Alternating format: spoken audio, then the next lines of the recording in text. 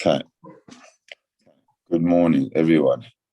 It's nice to see everybody again. Morning, Rob. Hello. Good morning. What I want to do is I'd like to look at the so today's Yom Revi'i. We've missed a few days, and so I thought I would start from the Revi'i Aliyah of today. And the Revi'i Aliyah of today is quite a intense one because it speaks about the Sotah. So I'd like to look at some aspects of the Sotah, just the technical part of it, the way Rashi looks at it, and hopefully tomorrow we'll do a little bit more in a bit more depth, or more on a philosophical thing. But let's just look at what happens, because sometimes we learn about it, but we don't really go into what it's all about. So the Torah says, that it's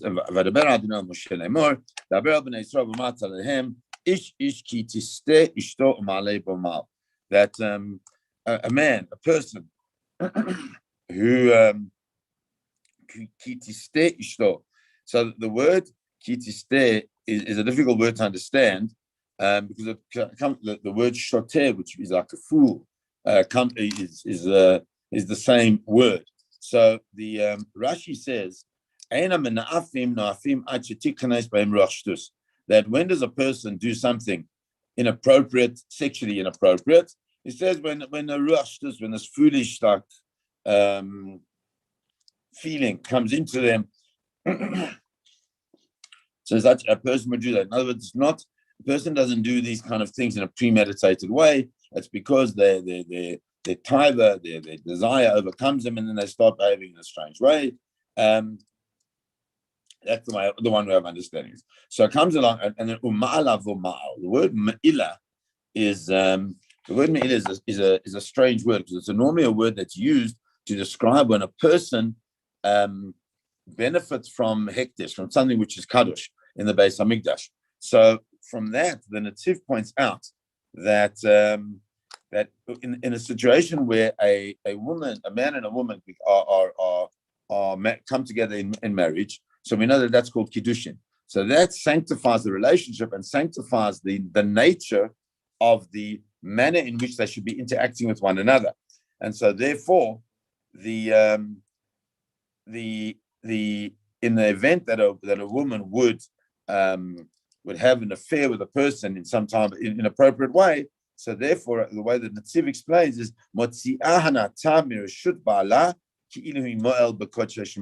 that when a woman has an affair with another person, it's like she's removed, like her husband is, so to speak, like the Beis Hamikdash, and the person who is with whom she's having this affair is like taking from the kedusha of HaKadosh Baruch Hu, and because that's how sanctified a relationship is supposed to be.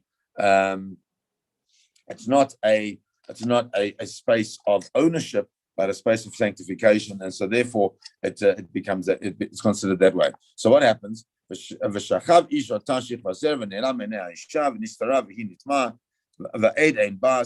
story is that she has this relationship with another man, but there's no aiding.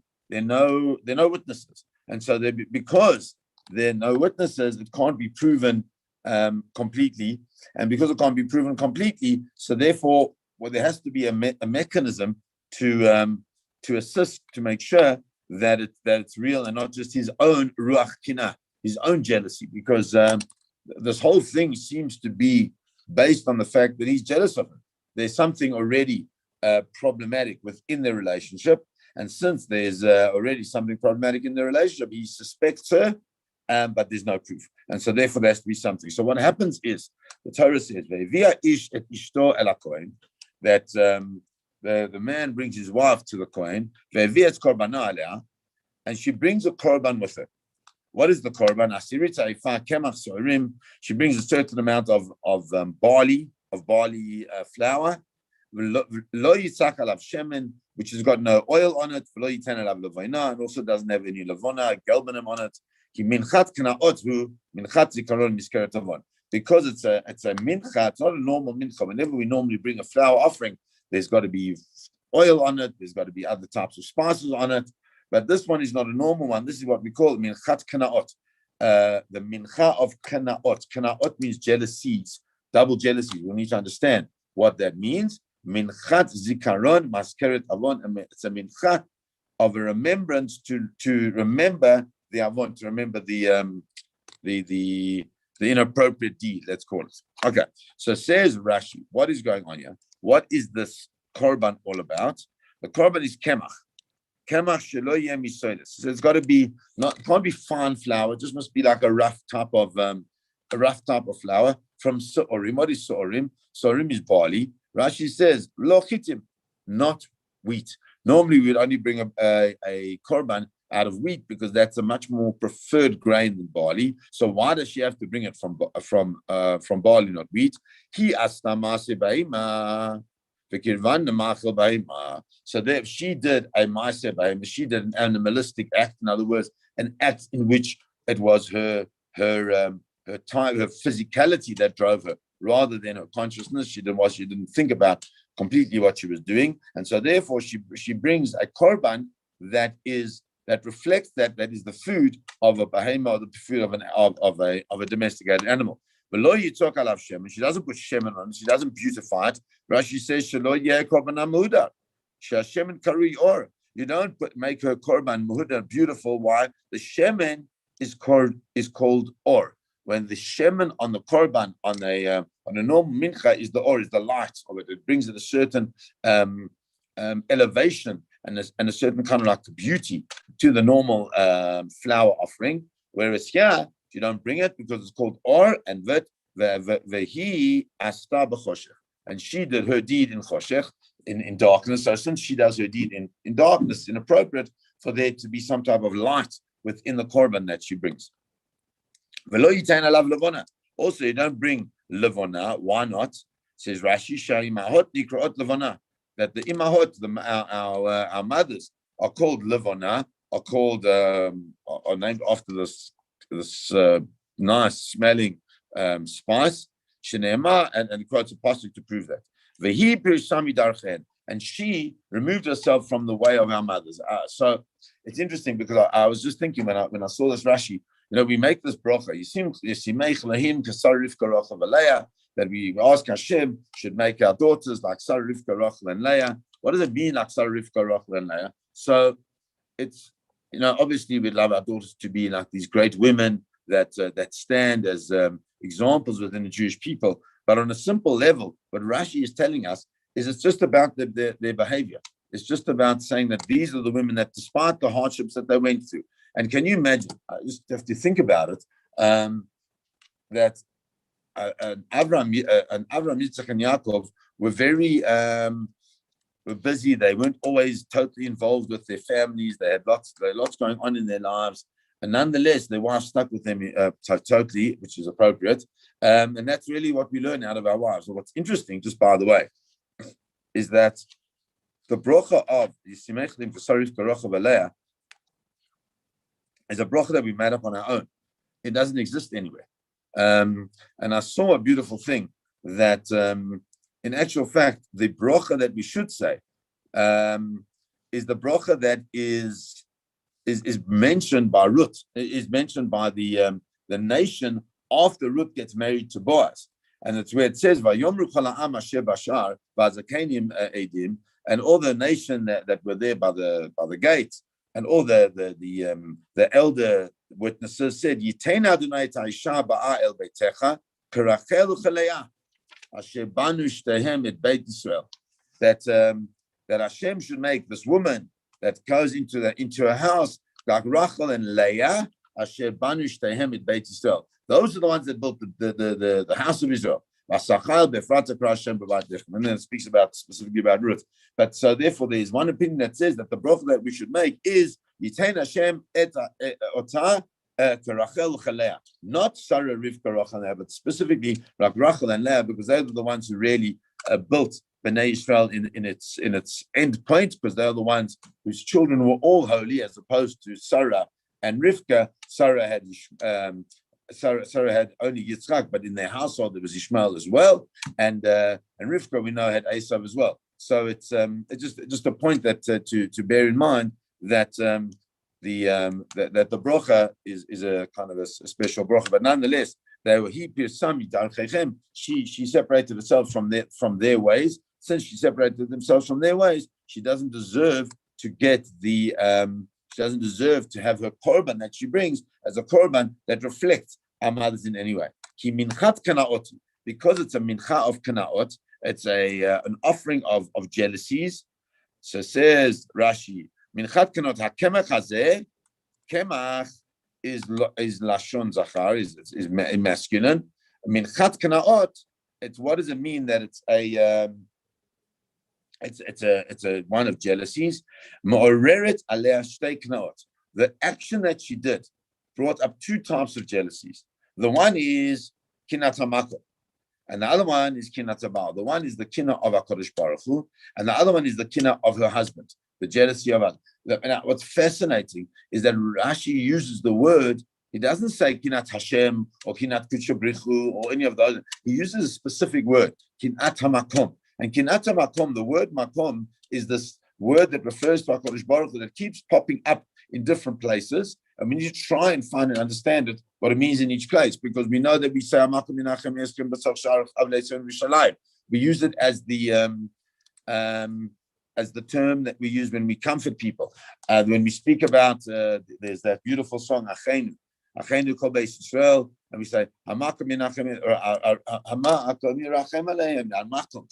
again, the name of Hashem is Hamakom. And here we see the same thing as Hamakom. So what is Hamakom? Hamakom is this name of HaKadosh Baruch Hu that reflects solidity of the Ribono Shel Olam.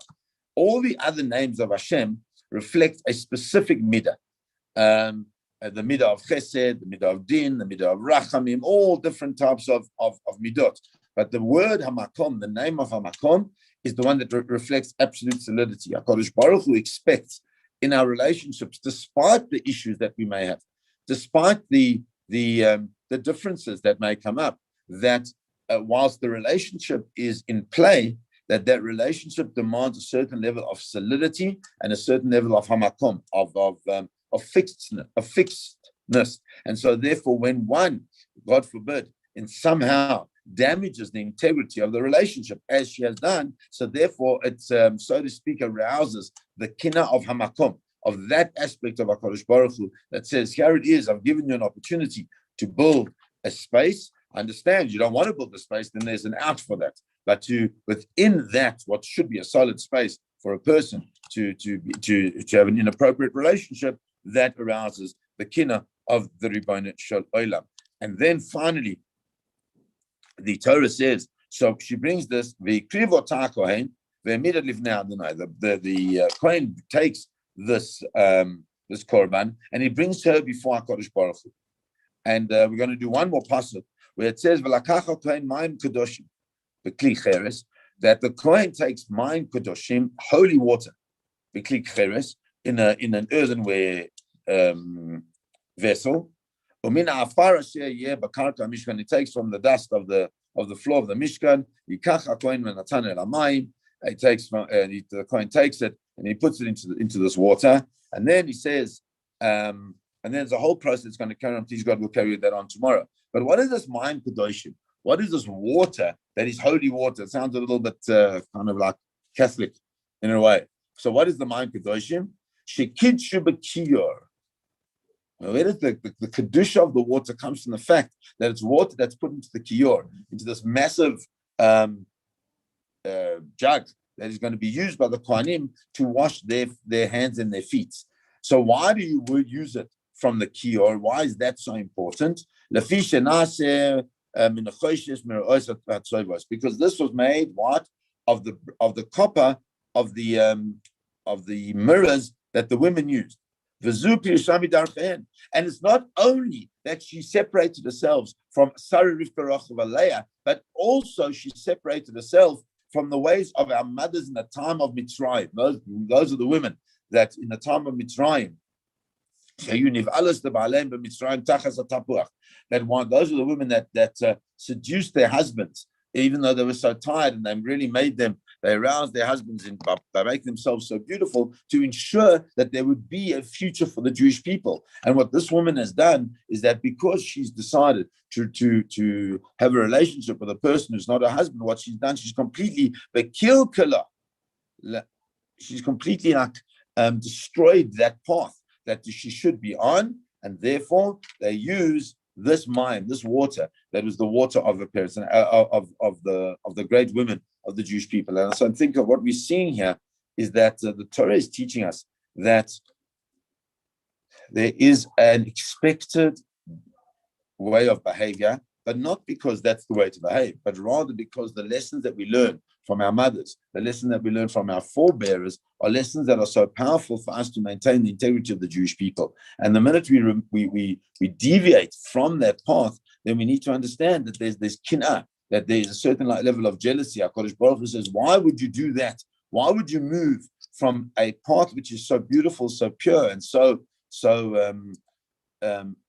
meaningful?